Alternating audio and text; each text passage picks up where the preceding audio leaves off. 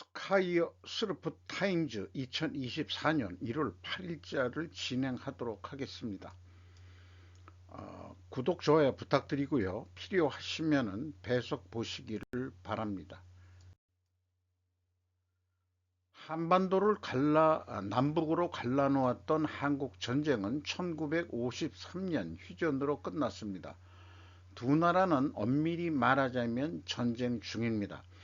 이것은 원래의 제목이 아니고 기사 끝에 나와 있는 걸 제가 제목으로 선택을 한 것이고요. 남북 관계가 뭐 서로 쏘고 있다 뭐 이런 뜻의 원래 제목이 있는데, 레베카 롬맨이라고 비즈니스 인사이드에서 1월 6일자 거를 가져왔어요. 우리가 이미 다 그 뉴스에서 봐가지고 북한이 한 200발 쏘고 우리가 한 또 400발 쏘고 또 그 연평도 근처에서 또 사격 훈련을 또 하고 이런 얘기들이 이게 쭉 우리가 지금 알고 있죠. 어, 북한의 군대가 한국의 전 영토를 억압하는 대사건을 준비해야 된다고 이런 식으로 이제 김정은의 남한을 초토화시키겠다 하는 거. 그다음에 우리는 이제 동적이 아니다, 완전 적이다. 이런 식으로 이제 험악하게 지금 돼 있죠. 신원식 국방부 장관은 추가 도발을 막기 위해 군사적 대비 태세를 강화해야 한다고 또 말했다는 것도 하고 있습니다. 그리고 한나 루코라는 기자가 1월 7일 날 보도한 내용인데, 카메라 월드라는 데서 북한의 그 인공위성이 니콘 카메라를 탑재한 것으로 알려진 대륙간 탄도미사일을 발사한 것과 관련해 우려를 표명했다. 신원식 국방부 장관이 만리경 1호 정찰위성이 한 달 전 궤도로 발사돼 북한의 전투력을 과시했다. 자, 이런 식으로 해가지고 지금 뭐 북한이 미국도 들여다보고 한국도 들여다보고 일본도 들여다보고 다 들여다본다. 근데 국내 뉴스에서는 해상도가 안 좋을 거라고 얘기했지만은 이쪽에서는 니콘이라면은 아니지 않겠느냐. 그러면은 이게 이제 이 제재에 들어간 물품이어야 되는데, 이런 일제 니콘 카메라가 북한에 들어갔다 그러면은 한국이나 미국 쪽에서 문제시를 해야 될 것 같아요. 어떻게 제재 물품이 갈 수 있느냐, 북한에 이런 거 따져 물어야 된다고 생각을 하게 됩니다. 그리고 이런 뉴스들을, 두 가지 뉴스들을 보면서 한국 전쟁이 남북을 갈랐냐? 그건 아니지 않느냐 이거예요. 그게 아니고 냉전의 시작으로 1945년 2차 대전의 산물 아니냐? 한반도는 이념의 첨예한 대리 전쟁터였다. 다시 이념 충돌로는 이 전쟁을 끝낼 수는 없다. 지금 엄밀히 말하면 전쟁 중이니까 그러면은 무엇으로 끝낼 것인가? 요거 뭐 이상향이지만 쌍방이 경제적으로 윈윈하는 길을 찾아야 되지 않을까 이렇게 생각을 합니다. 아주 어려운 생각이지만은 다른 한 가지 방법은 윈윈이 아니고 한쪽을 제거하면 되는 거죠. 뭐 두 가지 양극단의 사고방식, 어떤 것을 선택할 거냐 하는 것은 우리의 선택의 문제라고 저는 생각합니다. 곧 미국 주식의 정점, 물음표를 스스로 붙였고, 일본 버블 붕괴 때 비슷한 상승 장세 종식 임박, 이렇게 해서 이지옥과 시게오라는 사람이 시세 연구원하고 JB 프레스에서 기고한 내용인데요. FRB에 의한 급비치의 금리 인상에도 불구하고 주가가 상승해 온 주식, 향후 예상되는 금리 인하로 새로운 주가 상승 기대의 소리도 제기된다. 금리 인상 때도 올라가고 금리 인하를 해도 주가가 또 상승 기대 소리도 제기된다. 하지만 최근의 오름세는 일본의 버블 붕괴 시와 비슷하다. 다우 평균이 조만간 피크를 찍을 가능성이 있다. 미러로 그러니까 미국과 러시아의 대선이 임박하는 등 각종 행사가 벌어지는 가운데 주의가 필요하다. 이렇게 했습니다. 불확실한 글로벌 주가 급등의 이유, 자연계 이변 계속이라는 이런 요소도 얘기를 했고요.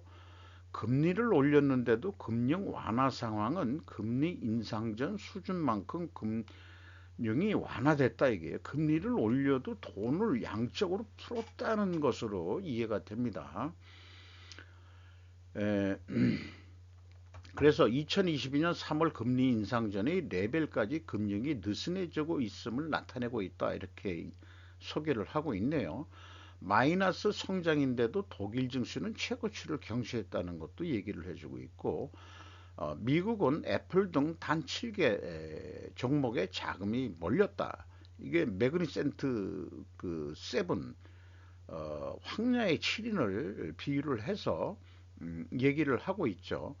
이런 것에 대해서 1989년 일본 주식과 어떤 의미에서 비슷한 상황입니다. 그렇다면 미국 주식은 34년 전의 일본 주식과 같은 전철을 밟을 가능성이 있을 것일까요? 열세를 진 것은 우크라이나 전쟁과 그 분쟁의 앞날이라고 중동 전쟁일 겁니다. 앞날이라고 생각합니다. 이렇게 이제 주식 전문가가 견해를 밝히고 있네요. 예로부터 전쟁은 가장 큰 인플레이션 요인이며 FRB가 우크라이나 전쟁 발발 직후부터 금리 인상을 단행한 것은 우연이 아니다. 이렇게 얘기를 했습니다.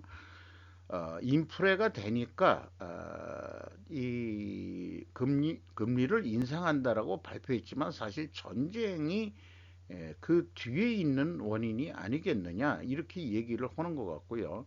거기다가 이제 급증하는 미국 그 정부 부채가 있는데 돈이 군수산업을 중심으로 미국으로 환류하여 현재의 주가 상승을 뒷받치고 있을 가능성이 있다 이렇게 얘기를 하고 있어요. 미국의 정부 부채는 늘어도 우크라이나한테 그 자금 지원을 하고 그다음에 이스라엘에도 지원을 하고 뭐 이런 식으로 된다면은 결국 우리나라도 무기를 팔아먹었지만 미국도 실질적인 이익을 내고 있기 때문에 에, 돈이 달러가 다시 미국으로 들어온다. 그러니까 주가는 상승하게 된 거 아니냐 이렇게까지 얘기했습니다. 그래서 요게 이제 의미 있는 얘기 같은데 파월 의장은 12월 중순 회의에서 지금까지 하는 정반대의 금리 인하 용인을 발표했습니다. 너무 갑작스러운 변심 때문에 뭔가 숨겨진 금융 문제가 불거진 것 아니냐는 추측마저 낳고 있습니다. 전쟁은 보통 상대국의 수도를 점령하는 형태로 끝나지만 러시아는 우크라이나의 수도인 키우로 진군할 기미가 없어 전선은 교착 상태에 빠져 있습니다. 자, 그러면은 전쟁을 그냥 끌고 있다는 식으로 얘기를 한 거죠. 그래서 그런 거로 해서 뭐 그냥 그 현상 유지 정도로 해서 금리 인하, 지금까지 급히 올렸는데, 그래서 JP 모건 은행의 그 다이먼이라는 사람이 요즘 뉴스에 많이 안 나오는데, 그 사람은 오랜 그 금융 전문가로서 얘기를 할 때 7%까지 생각을 하고 우리가 거기 대처해야 된다는 얘기를 몇 달 전에 그 JP 모건은 그렇게 얘기한 적이 있습니다. FRB하고는 또 입장이 좀 틀린 거겠죠. 그러나 일반론으로 양측의 전력이 동등하다면 인구가 많은 편이 유리하고 병력 충원에 부심하는 우크라이나의 열세는 부인할 수 없을 것이다. 그러니까 장기전으로 가면 결국 현재 우크라이나 동부 점령한 땅이 조금 우리나라가 옛날에 중부전선 뺏기고 빼앗기고 고지전했던 그런 거 비슷무리하게 그렇게 그 휴전 쪽으로 갈 것 같은 느낌이 들어요. 파월 의장은 왜 금리 인상 용인을 발언했을까? 그러니까 이제 금리 인상에서 다시 내리는 용인을 발언했을까? 이런 표현으로 번역이 돼야 되겠죠. 전쟁이 끝나면 인플레이션 압력은 약화되어 금리 인상 기조를 유지할 필요가 없어지니까 그렇다.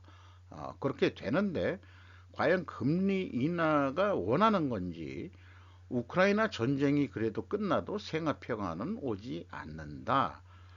우크라이나 전쟁과 동시에 또 한 현재 이스라엘 하마스 이 문제도 있죠. 전쟁이 종결될 경우 이번에는 미국 주식이 변절을 초래할 가능성이 있다. 정부 채무 증가로 거대한 대우크라이나 지원금이 군수산업 등으로 환류의 금리가 상승하면서도 주식이 계속 되는 그 요인이 있었기 때문이다라고 이렇게 분석을 해내고 있네요. 어렵네요. 2019년 8월 금리를 인하했지만 이후 몇 주 동안 6% 넘게 하락해 코로나19 사태를 사이에 두고 10개월 만에 30%나 폭락했었다. 이런 얘기도 해주고 경기가 침체되지 않고 고금리를 유지할 수 있다면 연준은 아무것도 하지 않을 것입니다. 그것이 일전 금리 인하를 실시한다는 것은 뭔가 금리 인하를 실시하지 않으면 안 되는 경기 악화 요인이 출현했다는 것입니다. 그게 뭘까?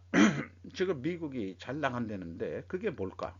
음, 저희 같은 소시민이야 알 방법이 없겠습니다만은 이 경우는 보통 주가가 하락합니다. 경기 악화 요인이 있다면 그동안 매파였던 파월 의장이 갑작스러운 변심은 우크라이나 전쟁 종결 등 경기에 대한 악재를 알게 됐을지도 모릅니다. 그러나 설사 우크라이나 전쟁이 종결된다고 해도 그것으로 세계화가 오는 것은 아닙니다. 중동 전세가 더욱 악화될 위험이 높아지기 있기 때문이다. 어쩌면 서방 주요국, 심지어 러시아 등도 다가올 중동에서의 대전쟁에 대비해 우크라이나에서의 휴전을 서두르고 있을지 모른다. 이렇게 얘기를 하고 맨 마지막에 본글은 글자 개인의 견해입니다. 실제 투자에 대해서는 자신의 판단과 책임에 행사하시기를 부탁드립니다. 이렇게 이제 얘기를 해서 이제 주식 전문가로서 그런 견해를 했는데, 자, 저도 읽으면서 이해를 하고 또, 이, 뭐, 소수의 저희 시청자분이 계시겠지만은, 어, 저도 이해하기 힘든 거를 그냥 제가 거의 읽는 식으로 얘기한다고 해서 이게 뭔 얘기야? 그래서 제가 공부한 충분조건 논리로 좀 우리가 이것도 그냥 척 보면은 좀 골치 아프죠. 그런데 한번 충분조건으로 제가 제 생각이 아니고 이 주식 전문가가 얘기한 것들을 모아서 한번 작성을 해봤어요. 자, 그 대단한 음모론이 여기서 나올 것 같습니다. 팬데믹이 끝난 결과가 어떻게 됐습니까? 전쟁이 반발했어요. 이 충무조건 표현은 이렇게 합니다. 만약 팬데믹이 끝난다면은 그러면은 어떤 새로운 전쟁이 발발할 것이다. 그게 우크라이나 러시아 전쟁이 되면은 그 전쟁에 만약 전쟁이 발발한다면은 인플레이션이 발생을 할 것이고 또한 미국의 국채가 증가할 것이다. 왜냐? 지원을 해주고 달러를 써야 되니까. 그리고 그것도 미국의 국채가 증가하면은 또 무슨 영향이 있을 결과가 나올 거예요. 요게 P라고 제가 표현을 해봤고, 만약 인플레이션이 된다면은 FRB는 금리 인상을 할 것이다. 만약 FRB가 금리 인상을 한다면은 미국을 제외한 전 세계 다른 나라들은 주가가 하락할 것이다. 그리고 여기에 점선 화살표를 길게 제가 그렸어요. 그리고 지금 반대적으로 그 전쟁을 지금 휴전해야 된다. 만약 휴전이 된다면은 경기 악화 요인이 발생을 할 것이다. 경기 악화 요인이 발생한다면은 금리 인하를 어, 단행할 것이다. 경기 부양을 위해서. 금리가 만약 인하가 된다면은 주가 상승이 될 것이다. 주가가 상승하면은 미국만 버블 시장, 주식 시장이 될 것이다. 타국은 주가가 하락이 되지만은 결국 미국만 이게 직접적인 연결 인과관계는 아닌데 여러 우여곡절이 여기 많은 인과관계들이 누적누적이 돼가지고 미국만 버블 주식시장이 된다. 중국 시장도 떨어지고 우리나라 코스피도 떨어지고 뭐 근데 독일만 뭐 주식이 올랐다고 그러는데 저건 그런 것까지는 모르겠고 지금 그 주식 전문가가 얘기한 거로만 가서 논리적으로 그려보면 그렇다 이게요. 그러면은 아까 얘기한 대로 미국 국채를 증가했는데 군수 산업에 지원을 결국 한 거니까 군수 산업으로 돈이 들어와 가지고 결국 그쪽에서 돈이 버니까 이것도 주식 그 주가 상승에 크게 또 기여를 하고 있다. 이렇게 이제 결론이 나는 거 아니냐 이게요. 그런데 휴전을 하게 되면은 경기 악화 요인이 있고 금리 인하를 해야 되니까 이자 놀이를 못 하게 되잖아요. 금융권이나 뭐 이런 데서는 이게 금리 이자로 돈을 버는 건데 그래서 또 다른 전쟁 기획을 했을 것 같은 기분이 드는 게 그게 이스라엘 하마스 거 아니냐 이렇게 얘기하면 이거 무슨 음모론이냐 그런데 잠깐 이걸 보면은 그런 생각이 든다 이 말이에요. 그래서 또 다른 전쟁 기획을 해가지고 만약에 성공한다면 이것도 주가 상승이 될 거 아니냐 이게요. 여기와 같은 논리로 해가지고 그리고 만약 실패한다면 미국 주식 시장이 붕괴할 것이다. 그런데 금리 인하를 하면은 미국이 좋아지는 게 아니고 금리를 인하하면 중국이 유리해질 것이다. 그러면 안 되지라고 저도 그렇게 생각하는데 미국도 지금 현재 궁극적으로는 중국 주기가 최대의 목표라고 저는 보기 때문에 또 다른 전쟁 계획을 분명히 해 가지고 또 금리를 계속 나름대로는 유지를 하면서 어, 중국 죽이기를 계속 할 것 같다. 그런 생각이 들어가거든요. 그래서 지금 이 기사 뉴스는 일본이 원하는 것은 미국 주식시장 폭락이 곧 될 거다. 지금 그 꼭지점에 도달했다. 그거를 일본 언어로 그 어저께인가 그저께 얘기했을 때는 그 일본이 그 새로운 그이 강국이 된다라고 그 국뽕 뉴스를 그쓴 일본인이 극우인 같은데 봉달인가 뭐 이렇게 그이 봉달의 이때인가 뭐라고 했는데 그게 이제 꼭지점이라는 얘기 같아요. 그런 거를 인식을 또 같이 하는 것 같습니다. 그래서 미국 시장이 지금 현재 버블 아니냐. 그래서 주저앉아야 된다. 세계 경제를 위해서라도. 그런데 이런 논리를 다 떠나서 이렇게 딱 그려놓고 보니까 옛날에 그 군산 복합체로서 산업 자본주의 시대 때는 군산 복합체라고 미국을 얘기했는데 직관은 글로벌 금융 세력이 미국 군산 복합체를 뭔가 제어할 것으로 예상이 됩니다. 어, 우리 말도 들어 금융가의 말들을 듣고 군수산업도 그렇게 좀 협조를 해라고 할 것 같다 이거예요. 자, 그런데 만약에 휴전이 된다 그러면은 또 전쟁을 또 일으킨다 그러면 이제 생길 때가 어디예요? 대만이나 까놓고 얘기해서 한반도 아닙니까? 또 다른 데 있나요? 한반도에서 일어나면 큰일 나죠. 우리나라 입장에서는. 그러면은 제2의 팬데믹이 또 발생하지 않을까? 이런 또 생각도 들어갑니다. 요거에 대해서는 증거가 될 만한 자료를 나중에 좀 편집을 뒤에 소개를 하겠습니다. 유명 유튜버 그 슈카월드 위기의 지방과 산업구조라는 제목하에 산업구조가 전환돼서 20대 결혼은 7%뿐이 현재 안 된다. 그리고 사라지는 지방, 저임금 산업의 종말이라고 해가지고 부산시 인구 추이를 보면 매년 3만 명이 감소하는데 부산시 인구 유출의 특징은 남아있던 남성 청년들의 유출이다. 여성들은 진즉에 유출이 됐고 부산을 떠나려는 이유에 대해서는 75.9%가 일자리 때문에 그렇다. 과거 서울 상경 이유는 교육이었지만은 요즘은 일자리를 찾아서 서울로 간다 이게요.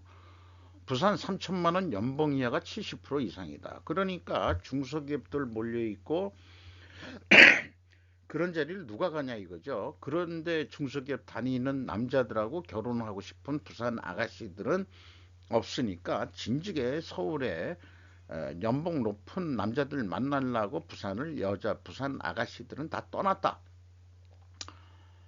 그리고 현재 열악한 근무 환경과 낮은 임금 수준이다. 부산이 우리나라의 제2의 대도시인데도 이 정도다 이거예요.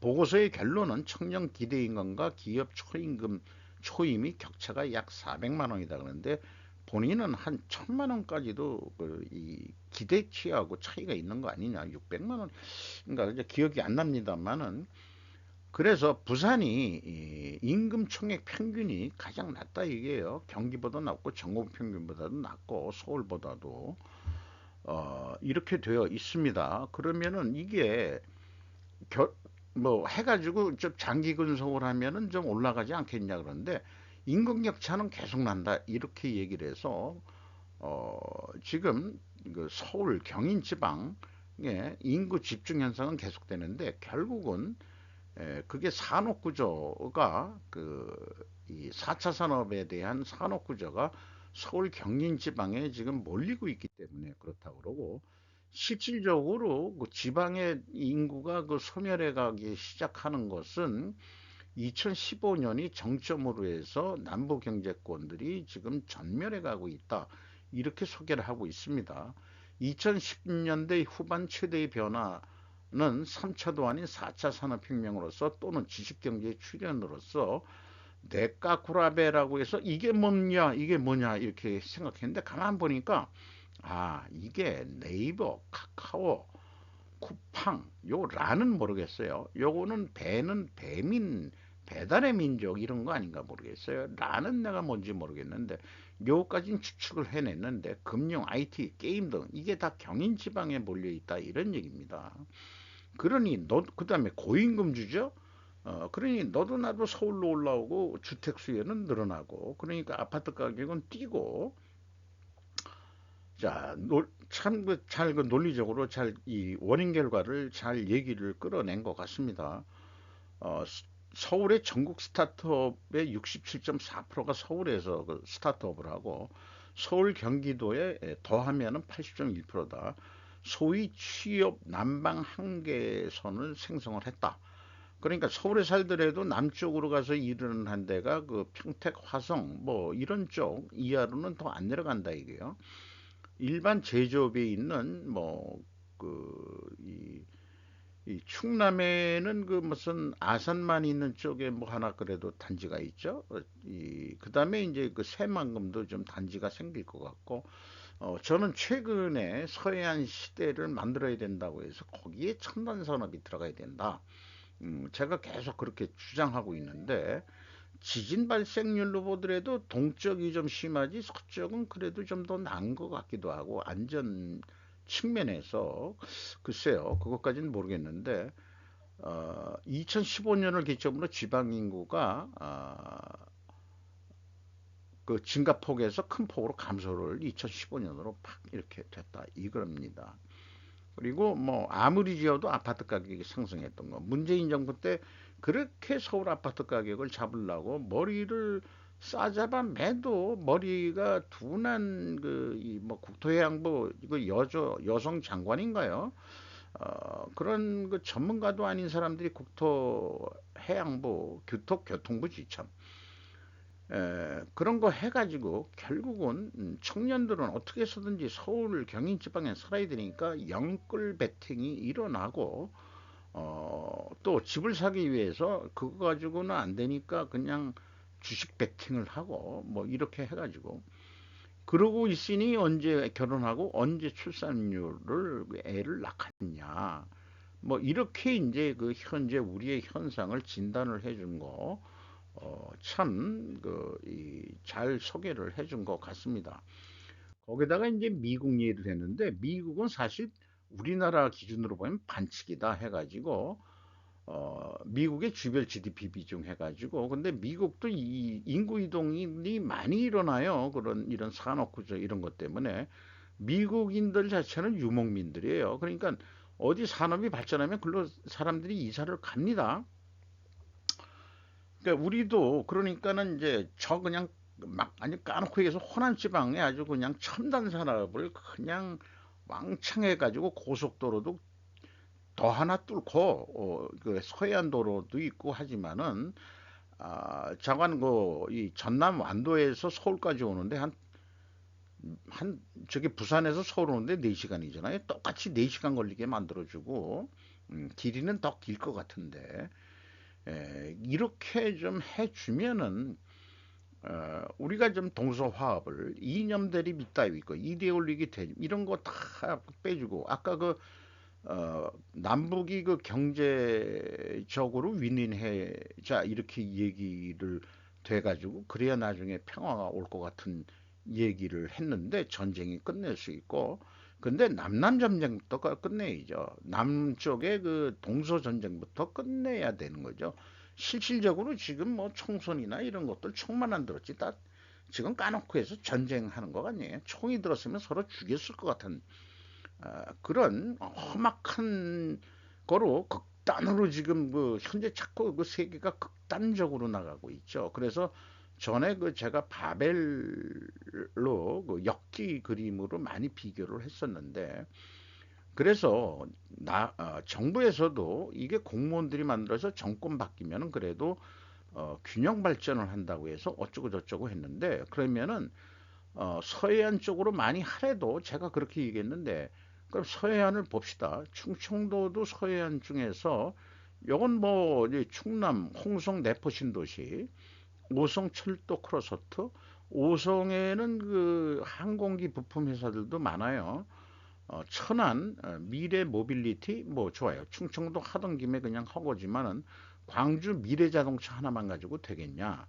현대차에 전남 공우주발사체 하나 가지고 되겠느냐? 어, 핵심 그 한국 항공우주 뭐 그다음에 뭐 한화 에어로스페이스 뭐 이런 데도 글로 좀 가야 되는 거 아니냐? 음, 이미 뭐 딴 데 만들어지기 때문에 어쩔 수 없는지 뭐 그래서 우주항공청 만들면은 또 그런 데로도 가고 그다음에 전북은 이게 새만금이 있는 거 아니에요? 익산 국가 식품 가지고 돼갔어. 그러니까 새만금에 이런 거 하면은 안 된대도 식품 정도 해가지고는 그런 이번 총선에도 질 거야 아마. 이러면 호남 쪽에서는 거기다가 이 총선 전에 이거 하지 말고 지금 뭐 어디 그 방위산업이라든가 그 창원 쪽 이런 거 새로 나오는 거 안동의 바이오 생명 뭐 이런 거 한다고 그랬는데 안동이 그런 게 아주 조용해서 그런 거를 지리적으로 있는지 몰라도 경주의 소형원전 소형원전 서쪽에다 지면 안 되나? 뭐 이런 것도 있고 그거는 경상도 쪽에 했지만은 지진 발생률이나 뭐 이런 거로 봐서 어쨌든 이 호남 지방에 조금 더 그 산업 클러스터를 좀 더 강화해야 되지 않겠냐. 그런 생각을 그래야 아마 국민의힘이 총선에 이길 수 있을 거 아니냐. 그런 생각이 들어갑니다. 요거 가지고는 안 된다. 저는 그렇게 생각합니다. 네. 그래서 서울은 어차피 금융의 중심지이기 때문에 기존에 우리나라가 경제 발전해왔던 축이 이렇게 그 경부 고속도로라면은 이제는 경부가 아니고 경완 여기 완도까지 해가지고 새만금 관통해서 이렇게 해서 나중에 원산 함흥까지 가가지고 쫙 올라가서 브라디보스토크까지 그냥 가는 거로, 신의주까지 가는 거로, 이쪽에서는 평양을 거쳐서 얼마나 그 미래 그 한국의 그 이 지도자라면은 이런 요거는 이제 얘기하기가 어려우니까 자관 이렇게 해서 이 금융이 다시 이제 돈이 지방으로 이렇게 내려가도록 또 좀 하겠다 뭐 이런 얘기 해야 되지 않느냐. 그러니까 이렇게 해서 또 이 서쪽 서해안 시대를 만든다 하더라도 어차피 교차점은 서울 경기 지방이고 또 그런 쪽으로 서울은 또 이렇게 그 도시 집중화는 뭐 안 없어지긴 안 없어질 거예요. 단지 이 서쪽을 더 개발하자 제 얘기는 그겁니다. 천조시장 꿈틀 아파트 주담대 저금리로 갈아탄다. 이게 이제 젊은 사람들을 위해서 영불 쪽을 위해서 저금리로 갈아타는 거가 이제 아마 정부가 압력을 줬을 거예요. 이렇게 이제 좀 보시면 되겠고, 전세 대출도 이렇게 돌릴 수 있고, 네이버 카페, 네이버 페이, 카카오 페이 뭐 이런 데를 통해서도 다 될 수 있고, 금융회사 자체 앱을 통해서도 이렇게 은행에 직접 안 가더라도 앱을 통해서 쉽게 해준다. 그런 거로 지금 뭐 주담대 전세대출 갈아타기 가능한, 이렇게 해서 젊은 청년들한테 인기를 얻으려고, 인기라기보다도 사실 요거에 대해서는 다음 장에 제가 정리를 했어요. 내일만 기다렸다. 이자 폭탄 영끌족들에게 희소식이 이제 이 카바에 나왔던 거고, 지금 그 영끌족들이 이게 무슨 롤러코스터가 아니고 뭐 에, 자관 균형을 맞춰가면서 어떻게 살라고 노력하는 그 상황을 만화로 이렇게 일러스트를 해낸 것 같습니다. 4차 산업혁명의 중심지가 서울 경인지방이 됨으로써 인구가 도시로 집중되었다. 부동산 수요가 높아 영끌족들이 수요가 계속 증가했다. 이런 건데, 그래서 지금 뭐 주담보대출하고 연끌하고 막 그렇게 됐는데, 제2금융권도 몰라도 시중은행들이 그동안에 짭짤하게 돈 벌었다. 기준금리가 3.5%인데 주담배 대출이 제 생각에는 거의 2배 가까이 높은 것으로 알고 있어요. 이거 좀 저금리로 갈아타는 것으로 이번에 허용이 된다니까 당연히 그렇게 되는데, 이걸 비판적으로 시각으로 보면 그동안의 시중은행은 이제 외국 글로벌 금융자본이 사실상 최대 주주라는 얘기를 정부가 공공연히 해야 되는 거 아닌가 하는 생각이고, 돈 벌어가지고 걔네들 이익 배당 가져갈 거 아니? 그게 글로벌 금융 세력이라고 한다면은, 과거는 땅과 자원을 착취하는 산업 식민지 시대였다면 현재는 글로벌 금융 자본에 의한 금융 식민지 시대라고 해도 과언은 아닐 것이다. 이런 표현을 하면 제가 좌파 같죠? 보수를 하더라도 그런 생각 한다 이거예요. 그래서 미국한테 그냥 친밀하고 그냥 종북이나 종미가 아니고, 자, 우리가 70년 동맹에서 같이 윈윈할 수 있는 길이면은 사후 호에, 그러니까 윈윈할 수 있는 거라면, 그래서 야 공장 지라 그래서 미국 가서 지금 공장 짓고 있지, 이 정도 협조해 주면은 뭔가 한국 젊은이들이 살 수 있는 길도 좀, 니들이 그 시중은행을 딱 꽉 장악하고 있잖아. 물론 우리도 그 중소기업은행이라든가 산업은행이라든가 이제 국영 정책은행들은 한국 정부가 꽉 관여를 하고는 있습니다만은, 이 상업은행 성격인 시중은행들이 한번 보십시오. 외국인 지분율 보면은 70% 넘은 데도 있고 50% 넘은 데가 뭐 부지 한 다섯 군데 되죠, 시중은행이.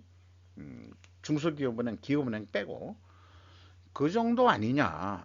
이렇게 되기 때문에 미국도 한국이 좀 젊은 애들이 먹고 살게끔 해주면서 니들도 돈 벌어가야 되지 않냐. 그러니까 그동안에 이익 번 거 좀 다시 울고내라 이 새끼들아. 이렇게 얘기하는 것 같아요. 그래야 국가 간의 협조가 되지 않겠냐. 그런 얘기입니다. 한 바이럴 소셜미디어 게시물은 3명 중 1명이 이번 겨울에 코로나에 걸릴 것이라고 주장합니다.